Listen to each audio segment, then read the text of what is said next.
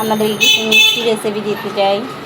এটা হচ্ছে কালাকাঁদ, এটা হচ্ছে সরপুরিয়া, এটা হচ্ছে মনোহরা, এটা হচ্ছে মদক, এটা হচ্ছে ক্ষীর কদম, এটা হচ্ছে প্রাণহারা সন্দেশ, এটা হচ্ছে লাড্ডু, এটা হচ্ছে কালাকাঁদ, এটা হচ্ছে গুজিয়া বা প্রদীপ সন্দেশ যে যা বলে, এটা হচ্ছে চপ, এটা হচ্ছে কাটা সন্দেশ কাটা, এটা হচ্ছে ছানার টোস্ট, এটা হচ্ছে গোপাল ভোগ, এটা হচ্ছে সেই সুবিখ্যাত সবারই ফেভারিট রসগোল্লা,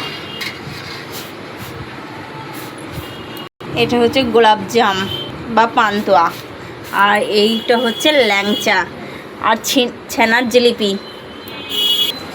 আর এটি হচ্ছে গরম গরম মালপোয়া, আর এটি হচ্ছে অমৃতি বা অমিত্তি যে যা বলে, আর এটি হচ্ছে দাদামশাই। আমাদের দোকানের নাম হচ্ছে দাদামশাই সুইট।